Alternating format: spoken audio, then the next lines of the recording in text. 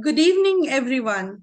I'm Lopamudra Singh from Bhubaneswar, where past meets present and every street tells a tale about ancient wonder. I'm a kindergarten teacher and I love my kids. I love to tell stories, but this is for the first time I'm going to tell a story in front of all adults.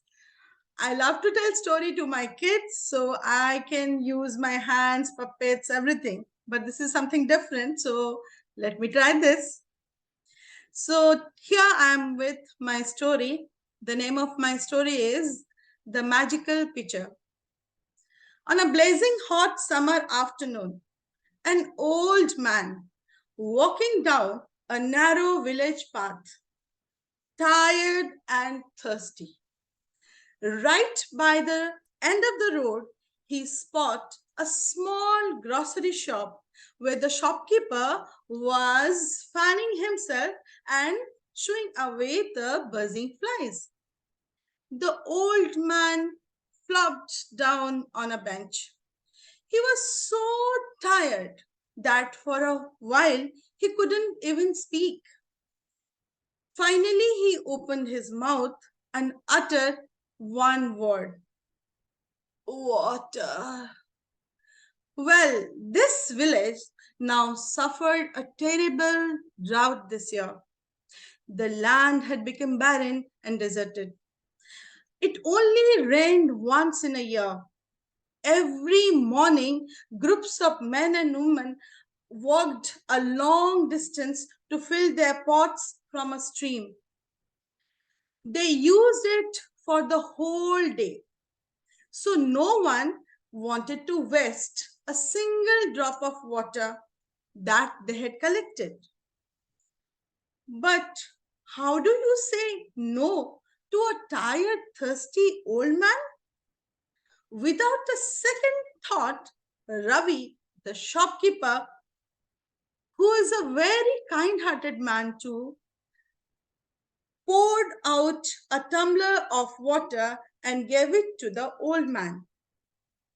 The old man drank it up hastily and asked for more.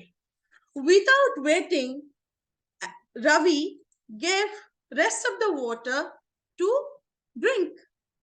Poor Ravi, what could he do? He told himself. Never mind, after all, I did help someone in need. The old man, meanwhile, felt better and he smiled at Ravi, which filled Ravi's heart in warmth. He said to Ravi, my son, always be kind to others. You shall be blessed. Help others just like you helped me. Saying this, the old man left. Ravi watched the strange old man disappear into the distance. Later that day, the heat grew worse. Ravi had his lunch and now his throat was parched. Hoping to coax a drop or two out of the pot of water, he was surprised with a gush of sweet, cool water. He was taken aback and stared at the pot. Where did it come from?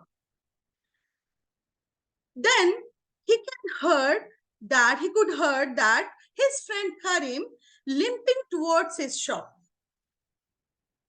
He came down, Karim came down and sat on the bench. He asked Ravi for a glass of water. That time Ravi was busy measuring some dal. And without looking up, he said, I would be happy to offer you some water, my friend.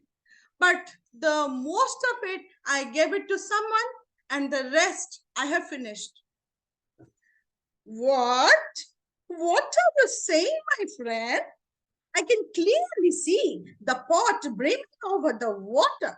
Brimming over the water. Ravi looked up and was shocked. He saw the pot was full. So He poured out a tumbler full of water and offered to Karim. Now Ravi was tired, so he went back into a cool comfort of his shop and he was taking rest. Suddenly he woke up. He could hear his friend Karim again and he was calling his name loudly. He was shouting, Ravi, Ravi, where are you? Ravi said, Are Karim, you are again? You are again here? Now he saw that Karim was not alone. Karim was with his wife. Okay, what happened, Karim? We need your help. What? What's wrong? Fatima, my wife, is burning up with fever. Okay, then go for a doctor. Why have you come to me? Karim stared at Ravi and said, Don't you know how you just helped me? My leg, which has been wounded for months, now healed up on its own as soon as I drank the water from your magic pitcher. Ravi was astounded. Huh? What? Magic pitcher? Healing powers? What was Karim talking about? Anyways, he passed the pot of water to Fatima and asked her to drink some water. Fatima drank water and Fatima took rest there in Ravi's shop for a while. After some times, when she woke up, she was feeling much better. The fever has gone. Fatima thanked Ravi and said, Thank you, brother. I'm feeling so good. I can't explain you. Soon the news was spread like wildfire in the village. Ravi, the quiet shopkeeper, is now the owner of a magic pitcher that had healing powers. Every night he would leave the pitcher in the store only to find it filled with cool, sweet water in the next morning. Daily, a queue of sick people would gather in front of the shop. The pot was never empty. He soon realized that the old man he had helped must have blessed him with this gift in gratitude. He thanked him every day in his mind. One day, a rich landlord appeared at his doorstep. The landlord said, My son is unwell. Come with me and give him some of your magic healing water. Ravi replied, Can't you see the crowd of people behind you? How can you expect me to leave them standing in the sun for long? Tell your son to come to me. I can't go there. But the landlord said, What? My son can't come here. What will you get by helping them? Few rupees? Some dal? Vegetables? Come with me. I will shower you with money and gifts will last you over a month. Now Ravi was tempted. He thought, why not to cure one rich person and get money in exchange to fulfill my daily needs? Slowly, in this way, he changed. Where once he could not bear the pain or sadness of others, he now started hoping to get one rich peasant, at least one who would pay him handsomely. Days passed and the seasons changed, and it was summer again. One afternoon, he again heard one old man quivering for water. He looked up, but whether he wanted to know whether it was the same old man or not. But right behind the old man, there was the messenger from the king. The old man quivered again for water. But that time, the messenger said, "The queen has been bitten by a mosquito. She is unwell. You need to come with me and bring some of your healing water." Ravi was confused. The old man, who may or may not be that old man, and that side, the other side, the king. And the king is going to give, wow, lots of gold coins. He picked up his pitcher and said, "Wait here, uncle. I will come back soon." He went with the messenger. But as soon as he tried to take out the water, to pour water for the queen, not a single drop came out. He stared into the depth of the pitcher, but it was dry as a bone. "You cheat!" shouted the king. "So this is how you have been cheating the people of my kingdom? Throw him out of the royal gates at once. I shall never see your face again." Ravi slowly walked back to his village. No one was there at the shop. He called that old man. He called out to that old man by calling him, "Uncle, uncle, where are you? I'm back. Please come back. I want to give you water. Where are you?" But no reply. He realized this was the same old man who came a year ago. But this time he took his magic powers back. He remembered how much people had loved and praised him. He wondered, when did he become so selfish and greedy that would neglect the people who needed his help? Never mind. He smiled to himself. He promised himself that he would use the money that he had earned to bring medicine for the villagers. From that day onwards, Ravi filled his pitcher with ordinary water and waited for the old man. He was determined to meet the old man again and ask for forgiveness. Days after spending his money to heal the people, he finally met that old man. And now, what did he do? He said sorry to the old man. He said, he discussed everything about his mistakes, whatever he has done. He asked for forgiveness and he promised him to never repeat his mistakes. The old man forgave Ravi. He told him that you have realized your mistakes now, and I'm sure you are not going to repeat all these things. Ravi thanked the old man and gave him water to drink.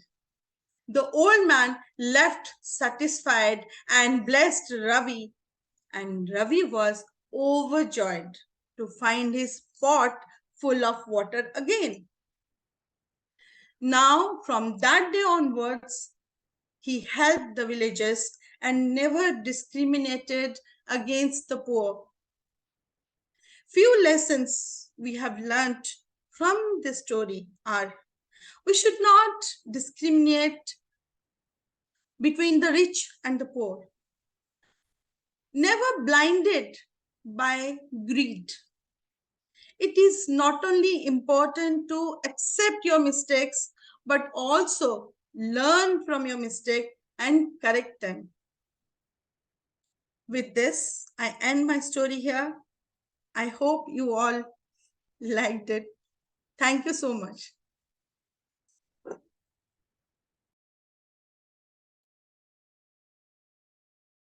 Thank you. That was a wonderful story. And you're doing wonderful acting. Excellent acting. The different characters, so each much. one, Thank each you. one, each character with a different voice and different gesture and facial expression. Beautiful Very, acting. very dramatic.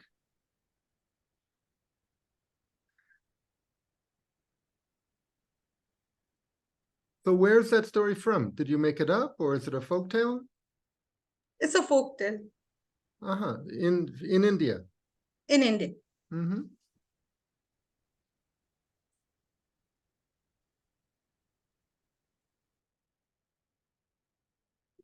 I'm one of those people who don't follow all the details when I first hear a story, no matter how beautifully it's told.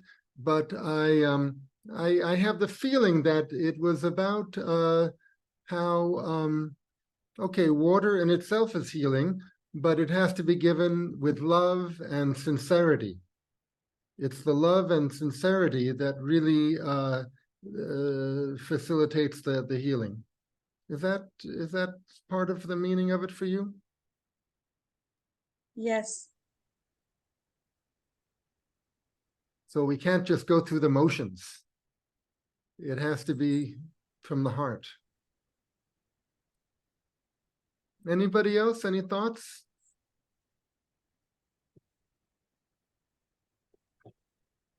Mm-hmm. She also said that we shouldn't discriminate between the rich and the poor and from one person to another. So there was a message. Yeah, so she said that, but was that illustrated in the story? I think it was. Hmm.